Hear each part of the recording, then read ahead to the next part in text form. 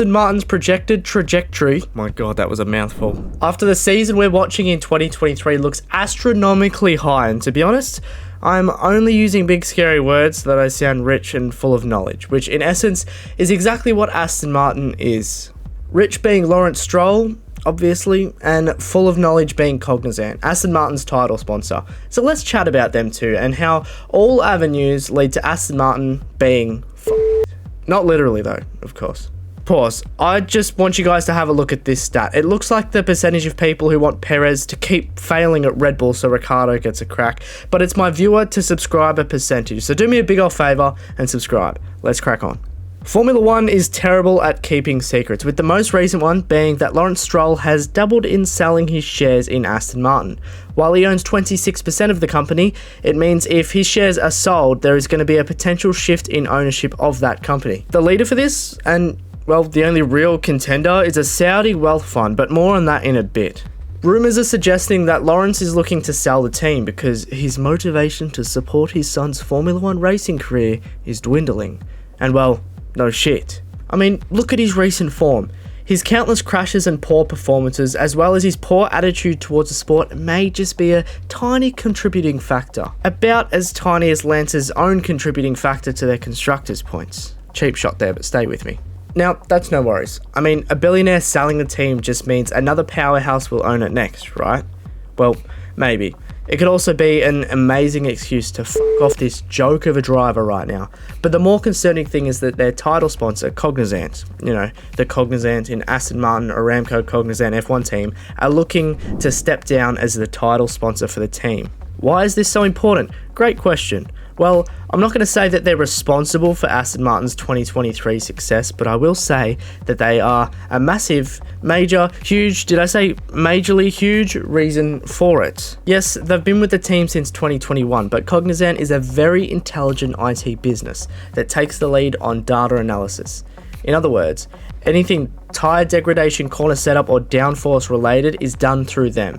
Imagine that, thousands of pieces of data every lap, analysed by some nerds in the garage and back at their factory to give real-time improvements to the car. It sounds, and well, it is extremely integral. It's a shame they can't give this real-time improvements to Lance Stroll's skill issue.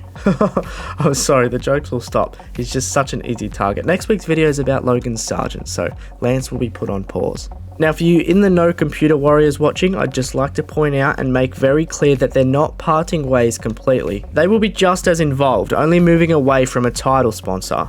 After saying that, it sounds like it won't have such a major impact, but I can assure you that it will.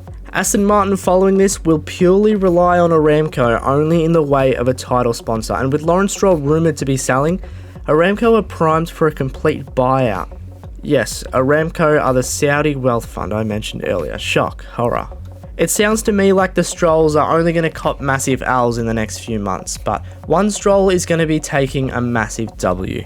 Her name is Claire Ann Stroll, mother of Lance. She says she's incredibly happy that Lance is at the tail end of his racing career, and as F1 fans, he's been at the tail end since his first race. But she won't acknowledge that, and to be honest, this doesn't really mean much. I just thought it'd be funny to say out loud. Although she'll probably be upset to hear that his racing career won't be fully over though, because, money.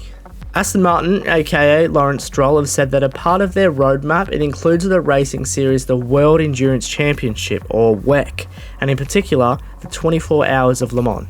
This would be very interesting to see, and now don't reach for the unsubscribe button, but I've said in the past that I really think Lance is a good driver. He's just in the wrong series. WEC looks like a great fit for him, and should he choose to take that avenue, which I implore, I wish him all the best, and I really think he will do great. But back to the point, and to bring the attention back to how I'm a man full of opinions, usually wrong, but this one was not. I said in 2021 that Aston Martin will be a championship contending team by the year 2025. Now, they look like they are going to be that, but with the potential shift in ownership coming, the road there looks more like the barrier on the exit of the last quarter in Singapore. In other words, without Lance driving, they'll probably get there.